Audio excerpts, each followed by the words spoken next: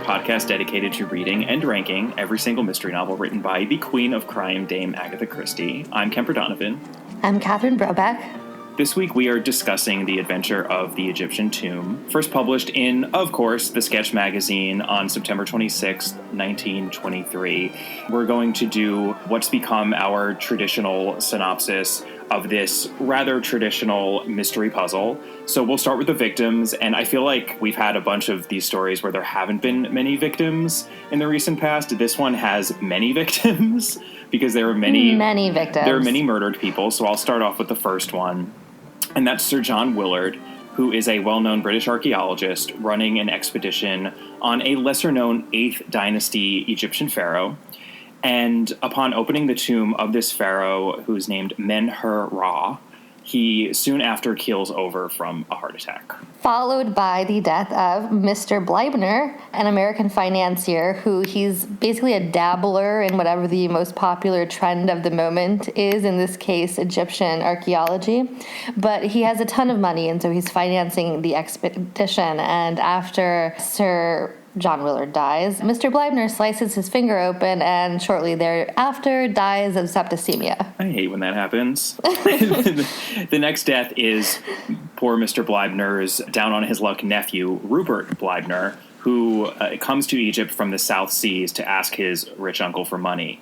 Turned down, Rupert returns to New York, at which point he promptly kills himself. And then, if that weren't enough, one Mr. Schneider of the Metropolitan Museum, he's another member of the expedition, and he has previously known the Bleibners, but then he, dies from tetanus, which I'm going to just say, It seems like really the least pleasant of all of the ways to go in that series. Yeah, I have to say, you mean in the adaptation, right? I mean, it's the same mean method of death in both the story and the adaptation, but if for nothing else, that episode is a really good public service announcement for keeping up with your tetanus shot. Because, oh my goodness, yes. Get your boosters, people, because you do not want to have that happen. There's a lovely little tidbit that he breaks his jaw because his jaw muscles convulse so much that they break his jawbone, which is just horrifying. And we get to see part of it, too. Yeah, it's grisly. Although I would also note we don't see it, but Mr. Bleibner, in part of the septicemia treatments, has his arm sawed off screen. And that's only in the episode, right? I don't think that detail is in Yes, it's only in the episode, thankfully. As if the septicemia wasn't bad enough, he also gets an arm sawed off. The rare confluence of The Walking Dead, perhaps, and Agatha Christie's Poirot, in which characters get arms sawed off in the effort to save them from death. So those are the victims, and as we said, there are 4 of them. So we've got 4 dead people. Let's get into the suspects, and the first suspect is very interesting. That is the curse of Men-Her-Ra, the Egyptian pharaoh in question, whose tomb has been opened. And this tomb had not been opened since ancient Egyptian times when it was sealed. And as the British Museum's own cursed mummy can attest, in Egypt, there be curses for those who disrupt sacred spaces. I want to take off on a minor tangent here. There is a real-life parallel to this short story, and it has to be the direct inspiration for the short story itself, because 1 year before this story was published was when the very, very famous Mummy's Curse of those who opened up King Tut's tomb happened. That was in 1922. This group of British archaeologists opened up King Tut's tomb. And one of the people who did was actually the 4th Earl of Carnarvon, who lives in none other than Highclere Castle. Yes, the location for Downton Abbey, for the upstairs part of Downton Abbey. And why do they not film the downstairs part of Downton Abbey at Highclere Castle? Because it is actually chock full of Egyptian stuff, Egyptian paraphernalia from Lord Carnarvon's Egyptology days. So Lord Carnarvon actually got a cut while shaving on his cheek, and the cut became infected, and he died in very much the same way as poor Mr. Bleibner, who slices his finger open. There's just a lot of parallels between these two cases, and anyone who was reading it in the Sketch magazine, of course, would have thought of the King Tut business, which was still going on when this story was even published. It's mentioned in the second paragraph. I mean, just the discovery of King Tut's tomb. So, I mean, yeah. This is sort of like it's like when a fictional version of something is written in a story and they kind of reference the real life one. So it's like, oh, right, okay, she's doing her spin on the King Tut pharaoh's curse. And there are other pharaohs that people claim are cursed, but that is the most famous one. Superstition and superstitious belief, which we'll get to in general, is very important in this story. So perhaps it was the curse after all that killed all these poor British gentlemen. British and American gentlemen, I should say. Yes. Alternately, there are a number of other characters in this. None of them are ever really made that suspicious, but just to quickly go through them because they're people who are there and not dead. Which is an important factor in being a suspect. There's Dr. Toswell, who he's quote unquote a minor official of the British Museum. Tell me more. I know, so exciting. Captain Hastings, though, is actually quite impressed by his look. That's right. That's like noted. Yeah. But he's presumably a competitor with Mr. Schneider, given that they're in competing institutions. Yeah, there's a lot of British Museum versus Metropolitan Museum of Art. Who's gonna win? Who cares, perhaps, but it's there. Yeah. It's even more so that it's way more there in the episode, I would note. It is, if you don't care in the story, it's way more brought up in the episode. Yeah, that's true. So then we have Harper, who's Mr. Bleibner's recently hired secretary, and he basically just wants to get the hell out of there until Poirot very, nicely reminds him that, actually Rupert killed himself in New York, so, really escaping Egypt's not going to help you. It's kind of like the supposedly new thing that the Paranormal Activity movies were doing, in that houses aren't haunted, people are haunted. Ghosts or spirits actually travel with a person from place to place. Anyway. Oh. Creepy. Apparently Christie was doing it first, as we find with so many. Yeah, things. We find out constantly, right? So we have two more. One is Dr. Ames, who is the expedition's doctor, who's quite busy, although not necessarily doing such a great job, and we'll certainly get into that. Or is he? Yeah. And then the final suspect is Hassan, a native of Egypt, who is the devoted servant of Sir Willard, and he warns Poirot and Hastings of great evil in the air. He wants them to take Willard's son Guy, who has come to continue his father's work, the hell out of there and just skip town and get out of what seems to be a toxic environment, perhaps literally. Who knows what was in that tomb, I suppose. Yeah. So let's take a look at the world as it seems to be before we get into how Poirot solves this thing. After the death of her husband, and of course two other men, Lady Willard enlists the services of Poirot to help investigate the nature of her husband's death, I guess to see if there's really a curse, but mostly because her beloved son has decided that he is leaving Oxford to go to Egypt to continue his father's work, and she does not want him to get cursed. Understandably. So, understandably. So, much to Hastings' shock, Poirot tells her that he very much believes in the force of superstition and that, of course, he will take her case. Poirot first contacts New York to determine the details of the death of Rupert Bleibner, and then he tells Hastings that they are off to go to the Valley of the Kings in Egypt themselves. And once they get there, they find that not only is something very, very wrong with this expedition, but that yet another person has died, and that, of course, is our poor victim of tetanus, Mr. Schneider. And nothing connects the deaths, or nothing seems to connect the deaths, and as far as anyone knows, none of the victims acted with disrespect towards the antiquities, although, let's be honest, they probably are, but we don't see any. They're tomb raiding. Yeah, they're tomb raiding, and it's the 1920s, and they're British people raiding tombs in Egypt in the 1920s. I'm sure there's plenty of disrespect might be to disrespectful. go around. Yeah. Perhaps this curse actually, there's more to it than we would expect in a Christie story. But if we did expect that, we are wrong, because the Christie rule about superstition, which we've already come into contact with, is that superstition is not real. Christie is a rational thinker, and her stories all work very rationally. So, put another way, curses don't kill people. People kill people. So let's get to how clues are set up, because it's very clean in a weird way. Using that pure, she does hard it in logic story. and none of this hippy-dippy, superstitious nonsense. Right. There's some nonsense towards the end, but that's mostly just to catch the criminal, you know. So I think our first clue is that what we've already mentioned is that Poirot tells Lady Willard, quote, "I too believe in the force of superstition, one of the greatest forces the world has ever known." Hastings reacts exactly as the reader probably would, and he writes, "I looked at him in surprise. I should never have credited Poirot with being superstitious, but the little man was obviously in earnest." So, what can we deduce from this?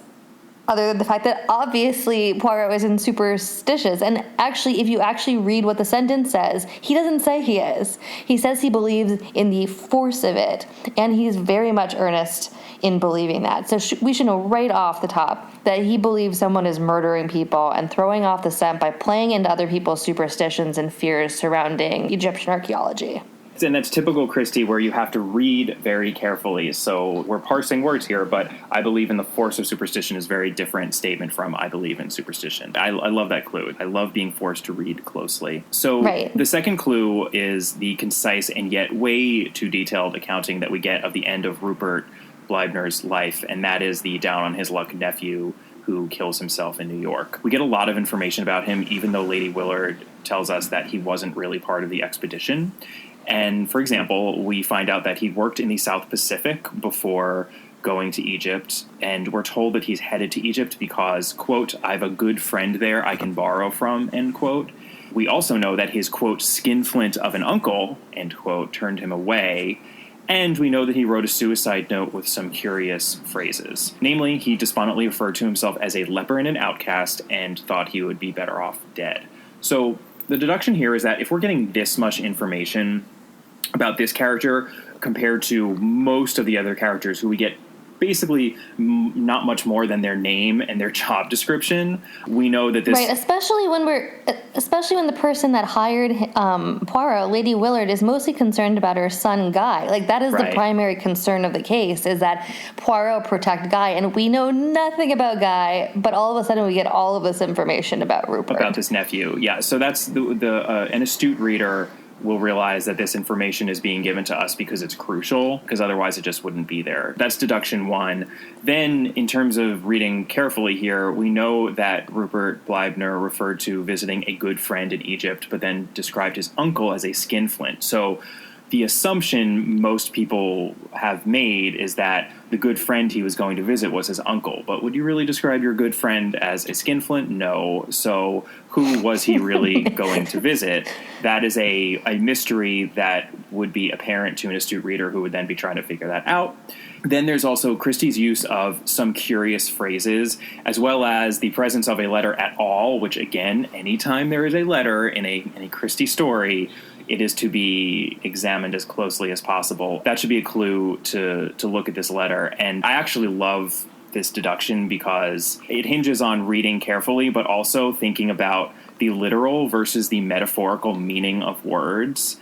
And so what we ultimately find out is that when Rupert Bleibner referred to himself as a leper, most people, when they use that word, they're using it metaphorically because there aren't many people suffering from leprosy anymore. Perhaps it was a little easier to make this deduction in 1923. I think it's really hard to get there in 2017. I think that might be the first time I said 2017 this year, which is a little scary. The future is now, terrifying, apparently. But he perhaps literally meant it. And that's the deduction that Poirot eventually makes, that someone managed to fool him into thinking he literally had leprosy and would not be able to live much longer or certainly interact with any of the people in his life. Well, and the other important clue to tell us that is the South Pacific clue. This is all in one paragraph, by the way, like all information packed into a single paragraph. But, the South Pacific at that time would have been home to a number of leper colonies. So, I mean, we can piece together that's at the beginning of the paragraph, and the leper suicide note is at the end of the paragraph. And if you're being, very astute about it, you circle back to the beginning of the paragraph, and it's all in it. Because when I think of the South Pacific, I think of leprosy. You say South Pacific, remember the word association from that other short story? I mean, if you play a word association with me and you say South Pacific, immediately I say leprosy. You don't jump to Rodgers and Hammerstein? Well, I was actually just because our brains work the same way, and I was honestly just about to ask you which song from South Pacific do you think of when people say South Pacific? And for me, it's obviously Valley High. Valley High. Oh, Some Enchanted Evening. Some Enchanted. Okay, fair enough. Not, I'm going to wash that man right out of my head. No, I was going to say, I'm going to wash that man right out of my hair, like, might be really up there, though.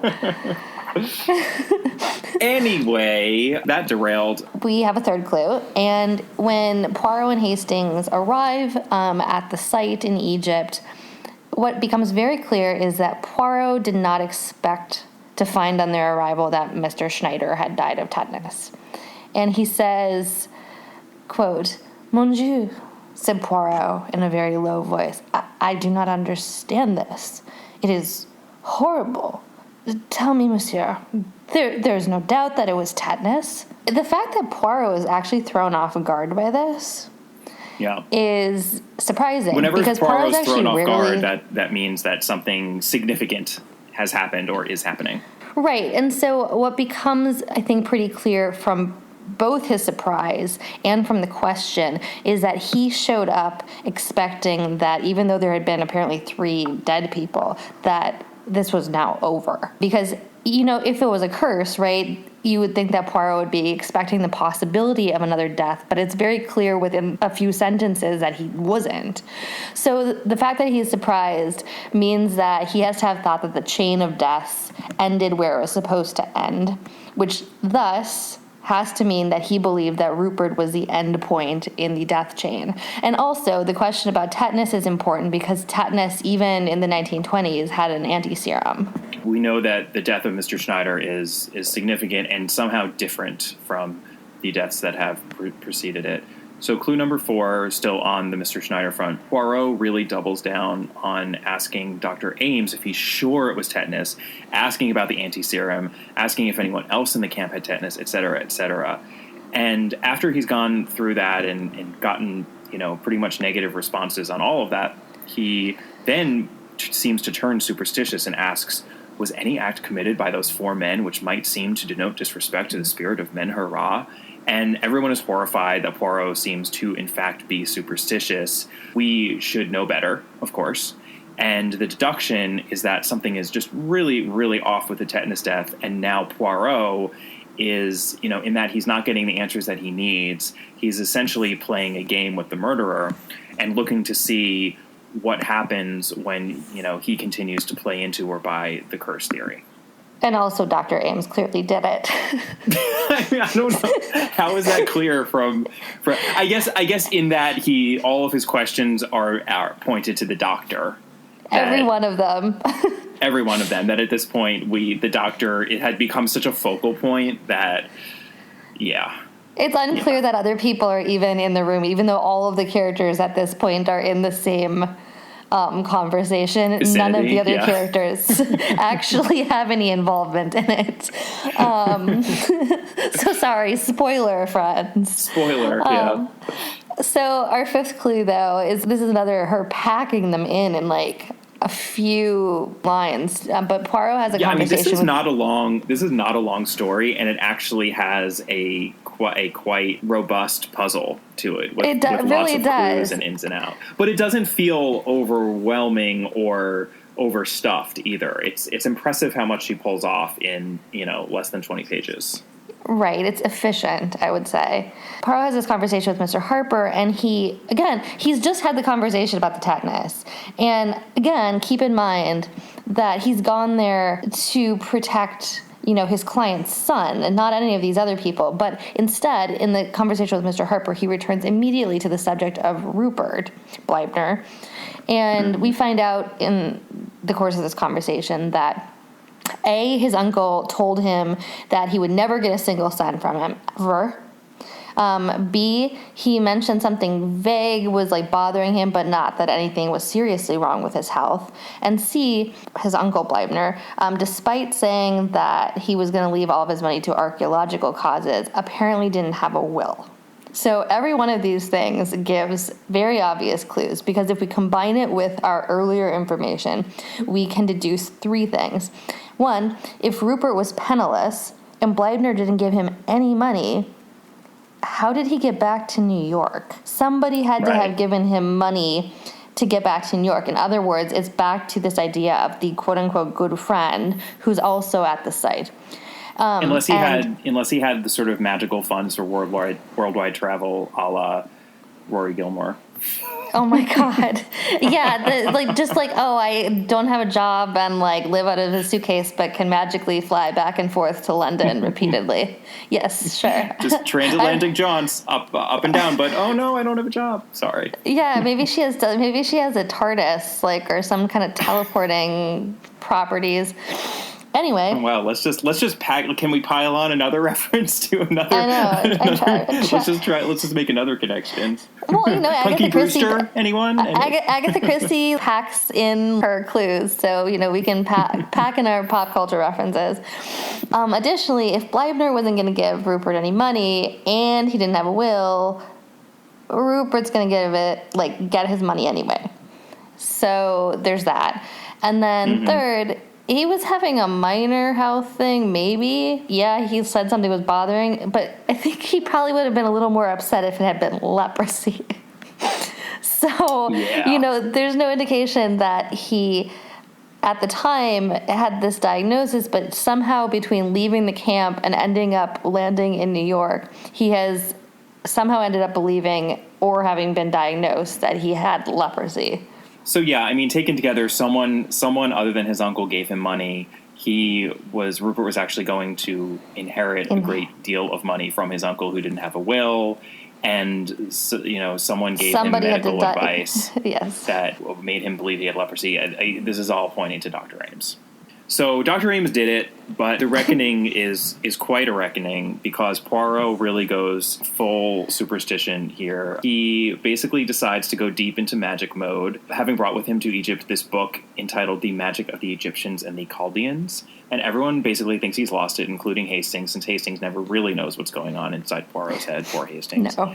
So the entire archaeological crew see the shadow of Anubis, who is the jackal-headed god of departing souls, as a shadow on the side of a tent headed toward Dr. Ames's personal tent. Poirot then starts scribbling magical signs in the sand around his tent while lecturing anyone who will listen on witchcraft, black and white magic, Ka, the Book of the Dead, etc., etc. After that, understandably, has really, really a terrible headache, and he really needs a rest. And so, as if by magic, one of his descends. Yes, exactly.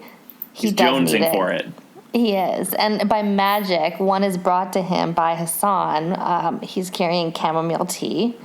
And so whilst Hastings is waxing rhapsodic about the glorious scenery of, Egypt, Poirot starts convulsing near an empty cup. And Hastings runs frantically to get to Dr. Ames because obviously his beloved friend is dying, except, per usual, fool Hastings once, fool Hastings again and again and again, because actually Poirot is perfectly shame on alive. him every time. Every time. Poirot's totally alive because he poured the tea into a chemist's bottle to be later analyzed for poison.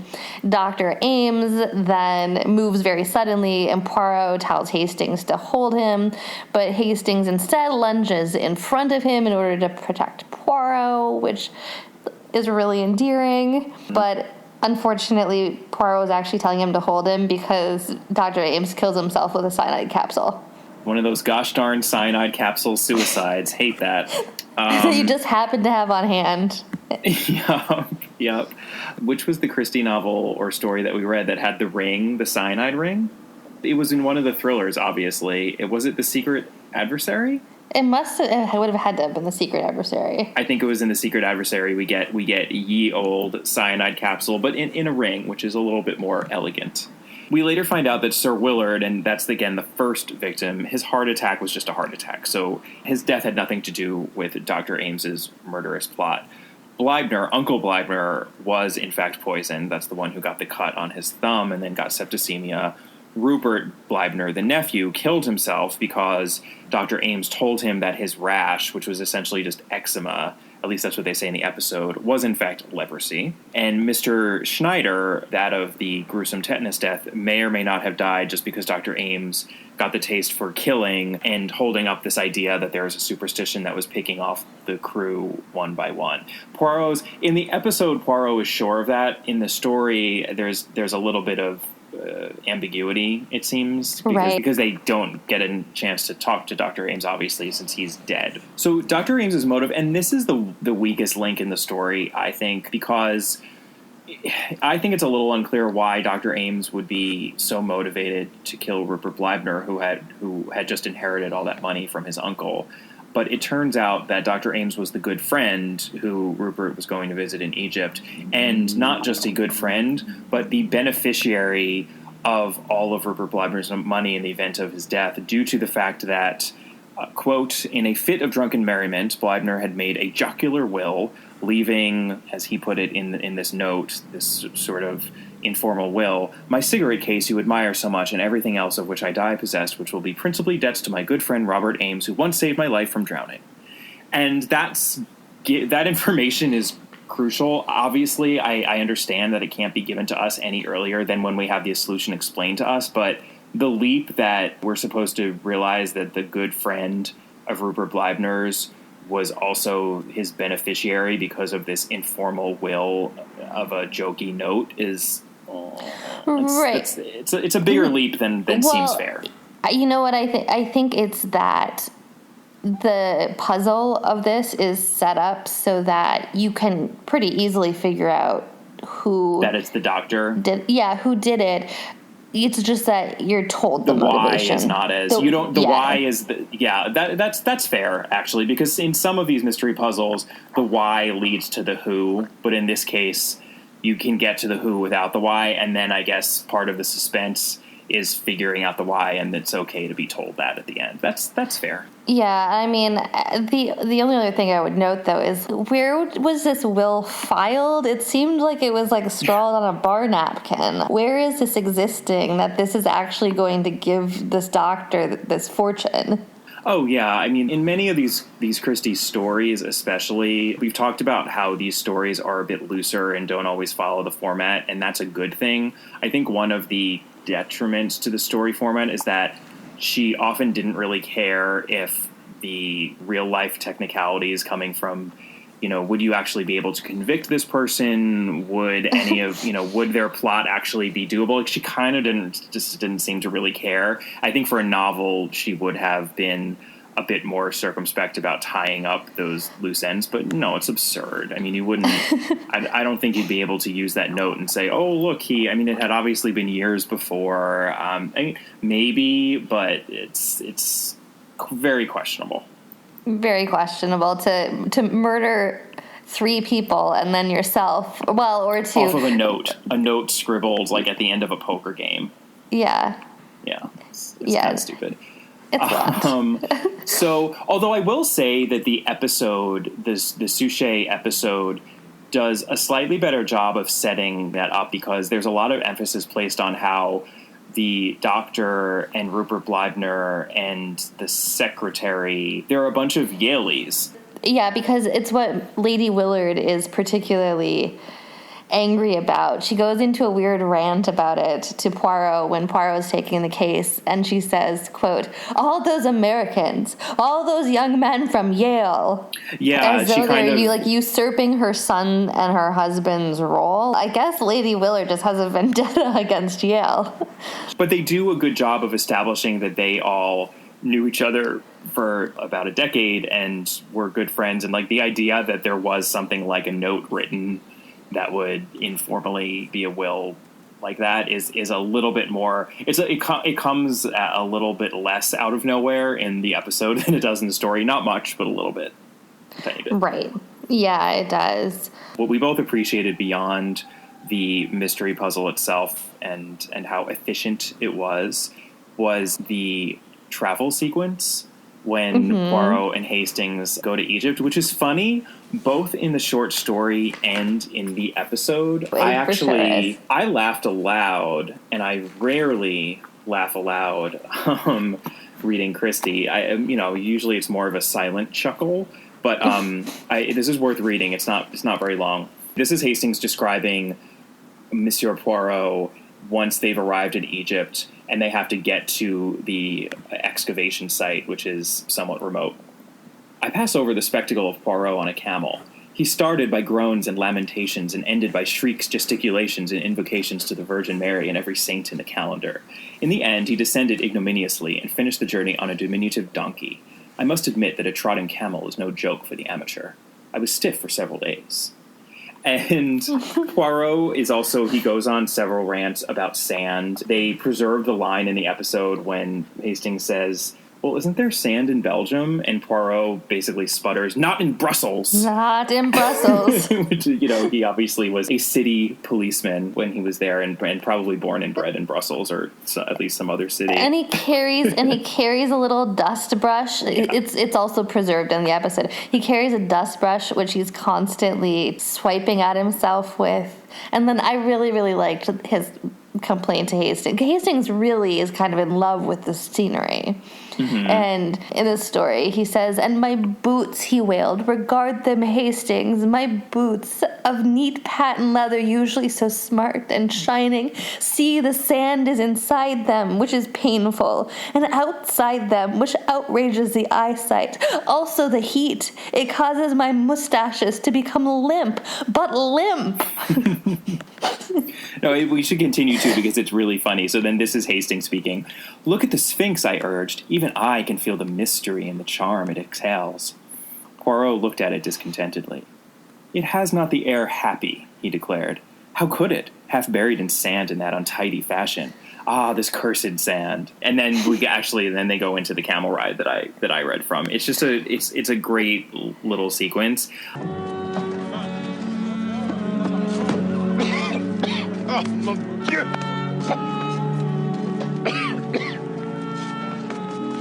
It must be Monsieur Poirot. What is left of him, yes. I'll also note that this is a great example of Christie's interest in archaeology and the Middle East that completely predates her second marriage to Max Mallowan. I suspect that shared interest was something that they connected over rather than her merely acquiring the interest once they were married, since she was such a traveler already. It's really surprising because obviously we'll later get, books set in the Middle East, but this is very early for this. And it's also just like a little bit, I think she's a little bit siding with Hastings in this, in like wanting to describe the setting and the pyramids. And, I mentioned this on a previous episode, I know, but she had her coming out in Cairo. She was there for several months. She loved it, and she loved traveling in general. And, of course, she and Archie did that round-the-world trip in 1922, which was so unusual. It's unusual to do a round-the-world trip in 2017. Imagine doing it in 1922. She certainly was a well-traveled and curious person well before she started doing those yearly jaunts to the Middle East.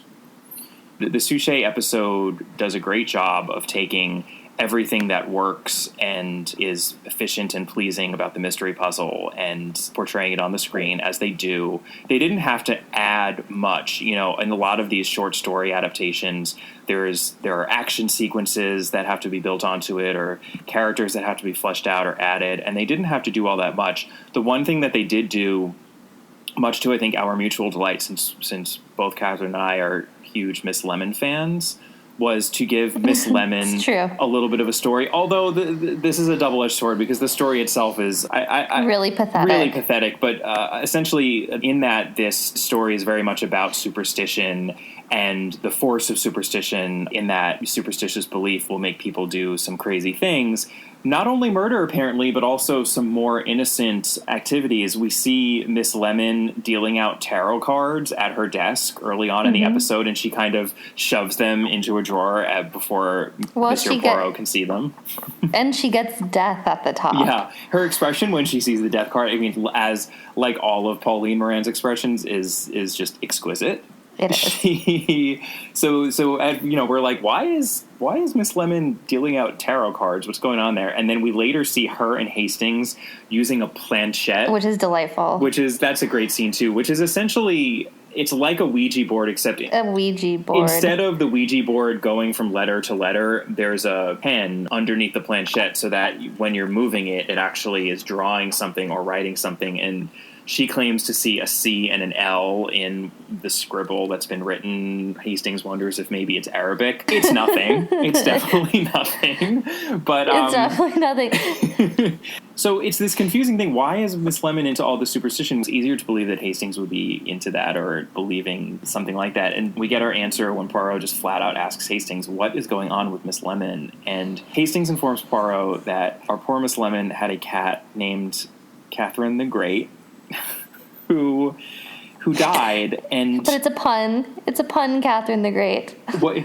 Wait, how is it a pun? Because the cat liked to sleep in the fireplace. Oh, are you getting that from anything, or did you just think of that? It's in the episode. He says the cat because the cat liked to sleep in the Catherine the Great. Oh, he does? Because she liked to sleep in the fireplace. I missed that. Yeah. Oh, okay. So it's like Cinderella. speaking of, it's a Cinderella cat. Exactly like it exactly. So she's is. trying to communicate with her cat. Like she's trying to make a connection on the other side. And what I will say this, that in our last podcast episode for the Big Four, I complained that Miss Lemon in that episode, which was in the final season/series, had been made into a cat lady. So fair play to the Suchet series. Apparently that was a consistent characteristic of Miss Lemon throughout. So she was a cat lady then, she was a cat lady later. I just had not remembered that from the first time we watched these episodes. And Poirot presents her with this little cat figurine at the end of the episode and tells her that if she holds it in her hand when she goes to sleep, she will be able to commune with Catherine the Great in her dreams. And Miss Lemon is thrilled with this gift and seems to have every intention of using it. And I think you were wondering, Catherine, whether that was just a cheap little souvenir he bought at the airport, or or if they'd actually stolen an antiquity. Or did he just perhaps treat the pharaohs with that disrespect he was asking people about and steal this figurine from... Essentially, is Poirot a grave robber? Perhaps. We'll never know. We'll never know. It's actually a nice note that it ends on, too, because he reiterates to Captain Hastings that he wasn't doing it to be mean or whatever, or spirited to Miss Lemon. It's that he actually does believe in the force of superstition. He legitimately gives it to her to make her feel better.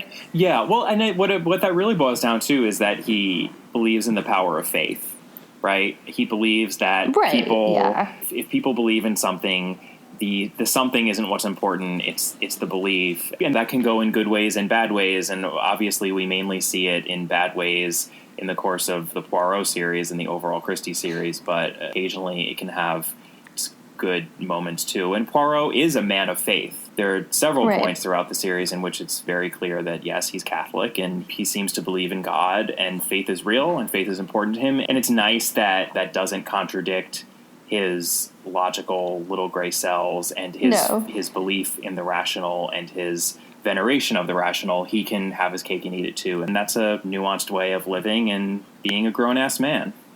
And Poirot is nothing if not a grown-ass man.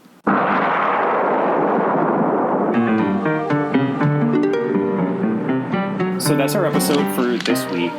Join us next week when we will discuss another short story, another Poirot within the Poirot Investigates collection. That is the jewel robbery at the Grand Metropolitan. As always, you can find us on Twitter at allaboutthedame. We would also love for you to email us at allaboutthedame@gmail.com. We are on Instagram as well at allaboutthedame. And please rate and review us on iTunes or Stitcher or wherever you listen to this podcast. It really helps us get the word out, and we would like to see what you think. So until next time, bye. Bye.